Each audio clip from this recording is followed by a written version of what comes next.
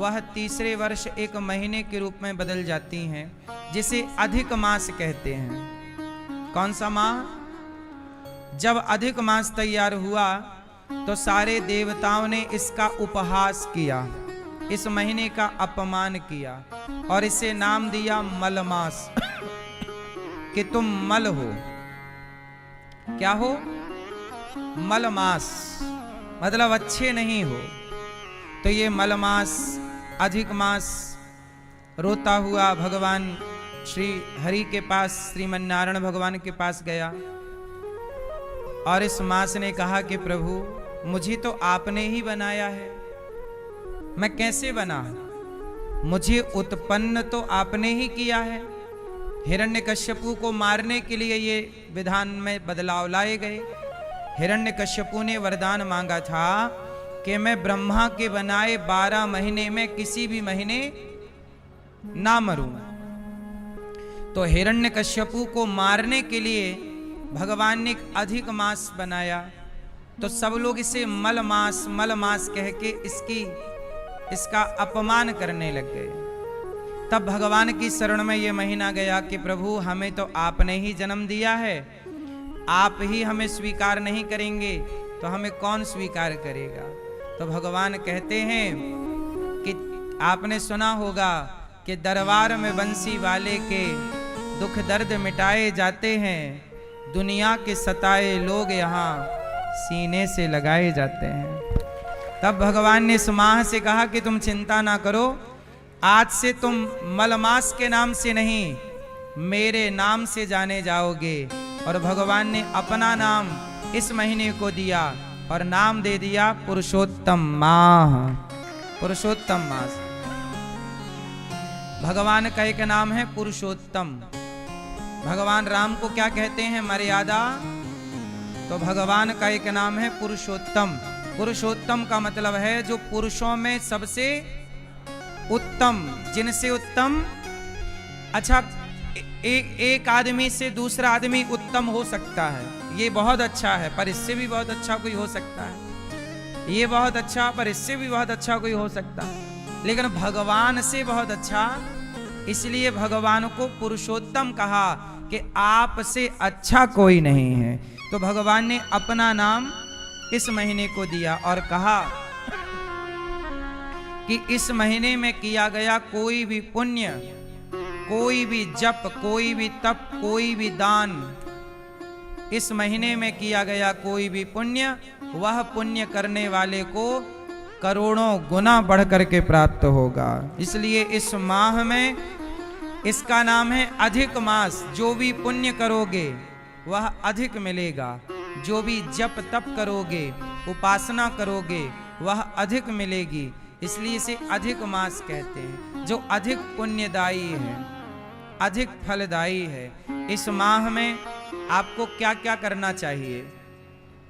इस माह में सबसे पहले जो भी आपके पुण्य तिथि आए, आपके माता पिता दादी दादा, जो भी पुण्य तिथि आपके अपनों की आए, उस तिथि पर इस माह जरूर थोड़ा सा अन्नदान कीजिएगा। इस माह में जैसे श्राद्ध पक्ष में किया गया पुण्य पितरों को मिलता है, अधिक मास में भी किया गया पुण्य पूर्वजों को। और आप जब इस माह किसी को भोजन कराएंगे तो आप भी पुण्यात्मा हो जाएंगे, आपको भी अन्नदान का अधिक पुण्य प्राप्त होगा। इसलिए इस माह में विशेष रूप से किसी को भोजन, पुण्यतिथि पर गाय को चारा इत्यादि काम करते रहिएगा। हमारे श्रीमती मैया श्रीमती कुसुमलता अग्रवाल जी, आप इस कथा में यजमान बनकर के, परीक्षित बन के कथा का रसपान कर रही हैं। श्रीमती कुसुमलता अग्रवाल जी, आपके पुत्र बीना अग्रवाल जी, अनिल अग्रवाल जी, जूली अग्रवाल जी और सुनील अग्रवाल जी, सुनीता खेतान जी और नवीन खेतान जी, और विनीता सराफ जी और राजेश सराफ जी, अनिल जी और सुनील जी, नवीन जी और राजेश जी, आप सब कथा का पावन रस महोत्सव में आनंद ले रहे हैं। स्वर्गीय साबरमल अग्रवाल जी की पुण्य स्मृति में आप बागमारी रोड रेंट्री अपार्टमेंट कोलकाता कलकत्ता से आप आए हैं और यहाँ कथा की गंगा में डुबकी लगाकर अपने पितरों को कृतार्थ कर रहे हैं। आज से यहाँ पोथी पाठ आप लोगों ने बिठाया है अपने पितरों की शांति सद्गति पितृ मोक्ष के लिए, पितृ दोष की निवृत्ति के लिए और घर की सुख शांति समृद्धि के लिए। तो जिन्होंने पोथी पाठ कराया है आप भी साधुवाद के पात्र हैं। तो हमारी मैया के लिए, श्रीमती कुसुमलता जी और इनके पूरे परिवार के लिए तालियां। और जिन्होंने यहाँ पोथी पाठ बिठाया है आप सभी यजमान परिवारों का साधुवाद के आपने इस पुरुषोत्तम माह का महत्व समझा है। ये बार बार नहीं आता, इस माह में जितना अच्छा कर सकते हो अवश्य कीजिएगा। भागवत जी के पोथी पाठ अभी इसके बाद 1 महीने का पुरुषोत्तम मास है। जिन्होंने अभी कराया है अगला पुरुषोत्तम मास में, इसी पुरुषोत्तम मास में अगली तारीख पोथी पाठ की 26 मई से 1 जून तक रहेगी। आप भी अपने पितरों की सदगति हेतु पोथी पाठ इस पुरुषोत्तम मास में करा सकते हैं और अपने पितरों की सदगति के लिए सोच सकते हैं। साथ ही हमारी मैया श्रीमती मीना शर्मा जी और अणिमा शर्मा जी, मीना मैया, सतीश शर्मा जी और विजय लक्ष्मी शर्मा जी, आप भी कथा के परीक्षित बनकर यहाँ उपस्थित हैं। और श्री पुत्र आपके ऋषि शर्मा जी और राम शर्मा जी, राम भगवान शर्मा जी हैं, राम भगवान पुत्र आपके मनीष दीवान जी और आप छत्तीसगढ़ से आए हैं। स्वर्गीय सखाराम तिवारी, स्वर्गीय कावेरी तिवारी सिंधौरी जी, सिंधौरी वालों की स्मृति में ये पावन सी कथा का आयोजन हो रहा है। एक बार तालियां बजा के हमारे यजमान परिवार श्रीमती मीना शर्मा जी के लिए तालियां। आपने भी बड़ा पुण्य किया, अपने आप को इस पुरुषोत्तम माह में जोड़ के रखा इस कथा से। साथ ही रेखा सिंह जी और श्यामवती बाई दुलारी बाई जी, रेखा बाई,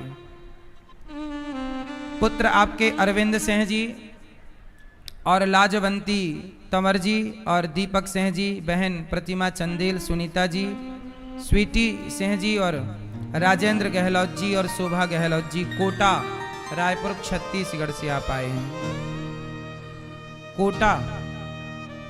कोटा तो राजस्थान में है, छत्तीसगढ़ में भी है।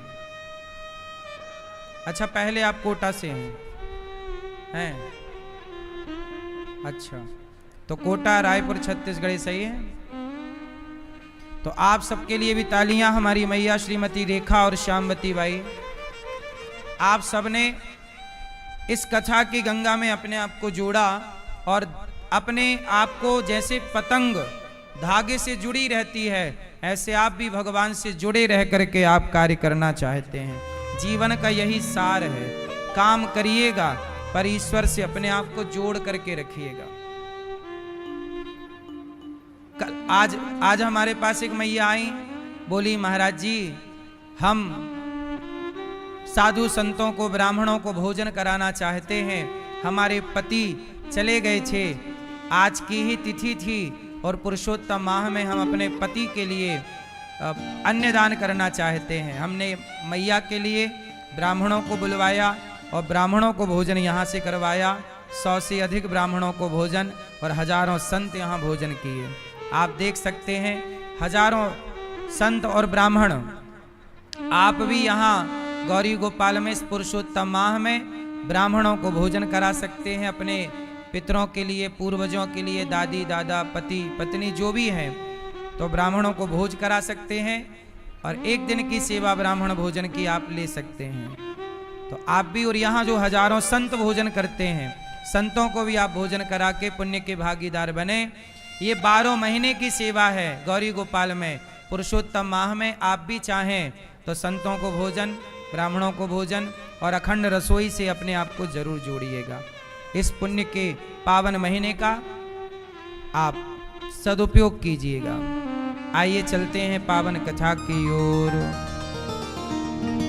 सच्चिदानंद रूपाय, मेरे साथ बोलो, बोलो सच्चिदानंद, बोलो मैया सच्चिदानंद, सच्चिदानंद रूपाय विश्वोत्पत्त्यादि हेतवे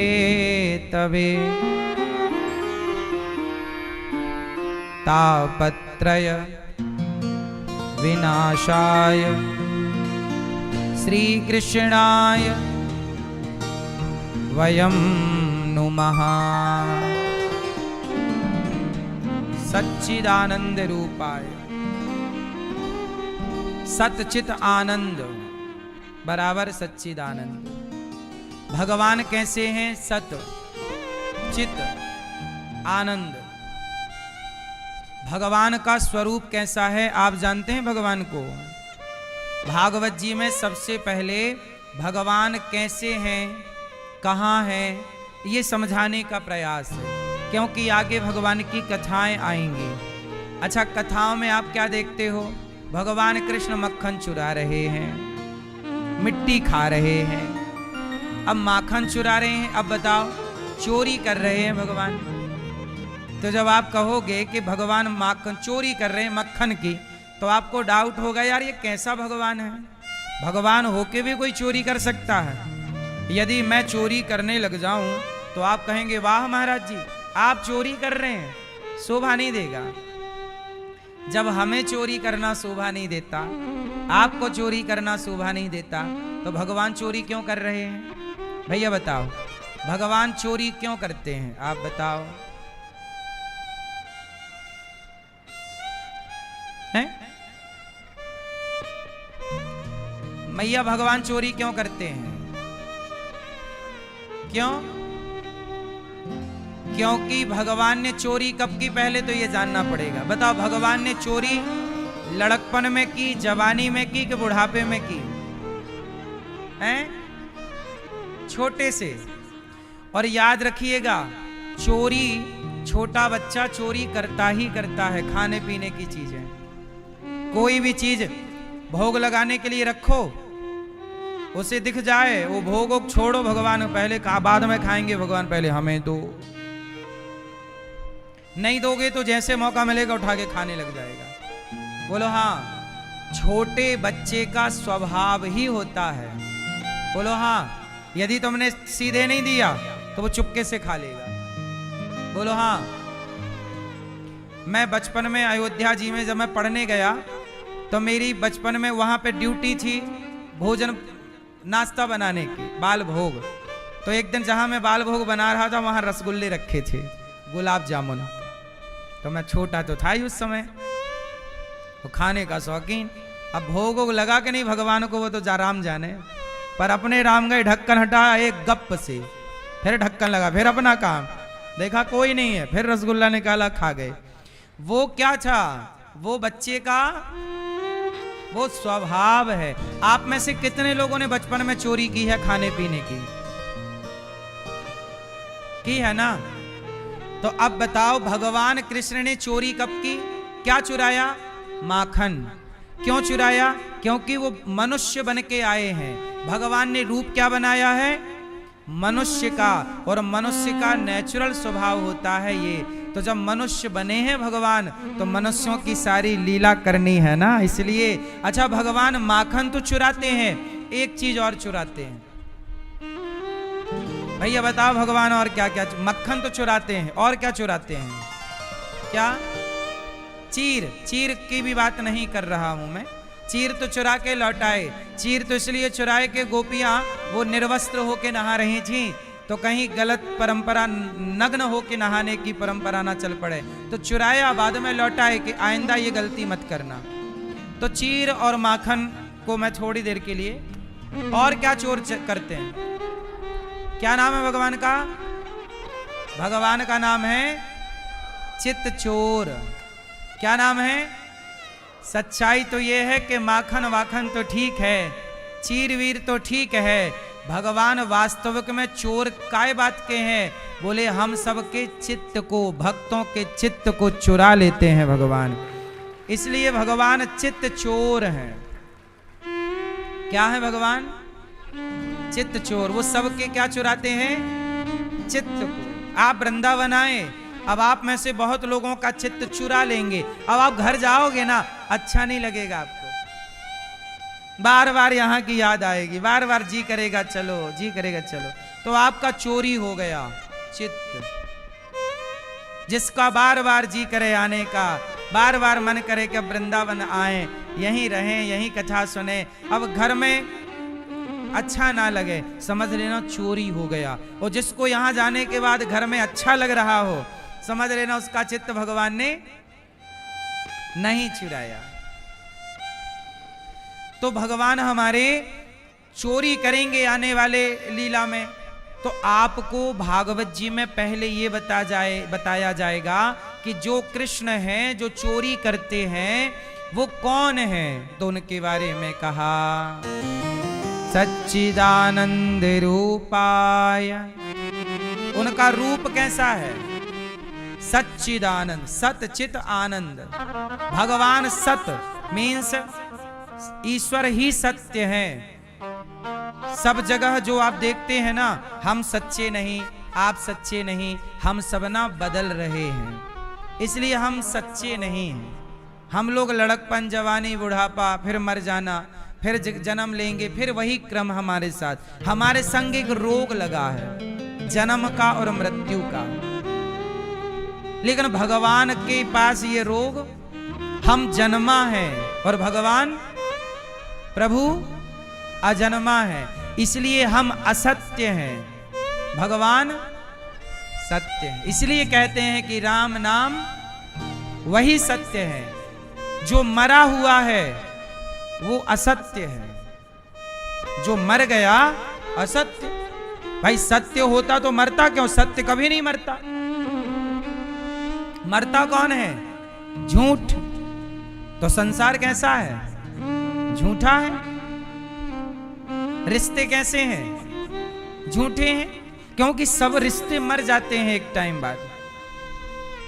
सारे लोग मर जाते हैं, जो मर जाए वो असत्य, जो ना मरे वो सत्य। इसलिए मरे हुए व्यक्ति के साथ बोला जाता है कि राम नाम वही सत्य है, बाकी संसार में सब झूठ। इसलिए कहता हूं, झूठे संसार को अपना ना कहो, सच्चे भगवान को अपना कहो। झूठे संसार में मन ना लगाओ, सच्चे भगवान में। इसलिए सच्चिदानंद रूप भगवान कैसे हैं? सच्चिदानंद, सत्य, ईश्वर सत्य है। उमा कहाँ हूं मैं अनुभव अपना, सत हरि भजन जगत सब सपना। ये संसार कैसा है? अच्छा, आपको नहीं लगता कि संसार झूठा है? क्यों मैया, आपको लगता है कि संसार झूठा है? हाँ, संसार झूठा है, बदल रहा है रोज, है ना? ठीक है। अच्छा, सतचित, चित मीन्स प्रकाश।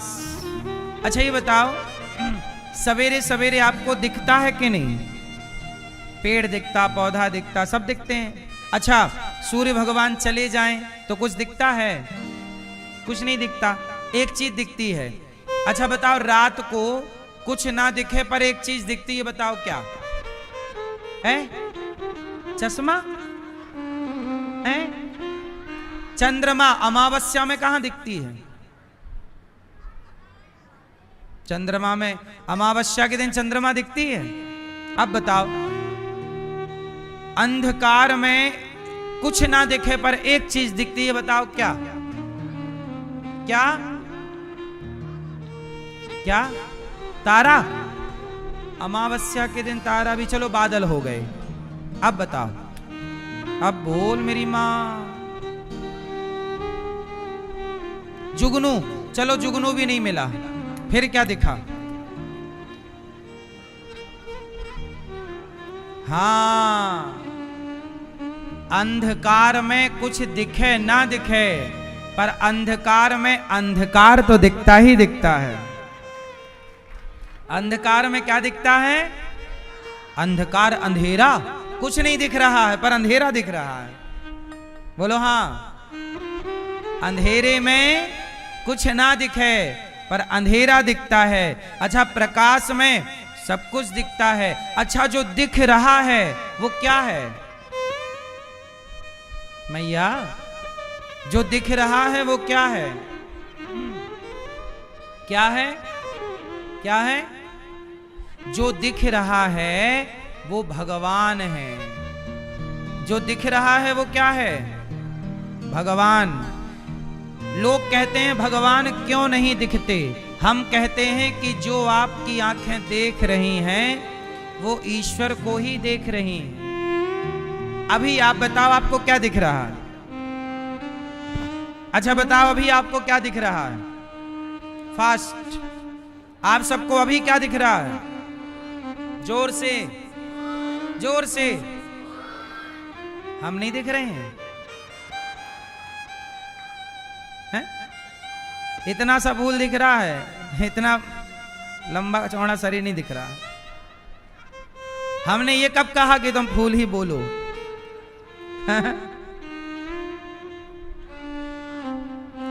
अच्छा एक बात बताएं, चलो आपने फूल कहा, स्वीकार है। आपको क्या दिख रहा है? फूल। अच्छा ये बताओ, मुझे क्या दिख रहा है? मुझे दिख रही हैं ये माँ, ये पिता तुल्य बुजुर्ग, ये बच्चे, ये कूलर, ये टीवी, ये पंखा, ये प्रकाश, ये रंग, आपके कपड़ों का रंग, मुझे ये सब कुछ दिख रहा है। भगवान जी भी दिख रहे हैं, जगन्नाथ जी भी दिख रहे हैं, पुष्प भी दिख रहा, मुझे जो दिख रहा है। अच्छा एक बात बताओ, कुम्हार की दुकान में जाओगे तो कुम्हार की दुकान में घड़ा भी दिखता है और मिट्टी के बर्तन भी दिखते हैं और मिट्टी के खिलौने भी दिखते हैं। मतलब बहुत सारी वैरायटियां हैं। ये वो बचपन में ना अपन लोग मेला जाते थे तो माटी की चकरिया लाते थे। बोलो हाँ, लाते मैया, याद है? माटी के खिलौने। अच्छा ये बताओ, कुम्हार की दुकान में बहुत चीजें होती हैं।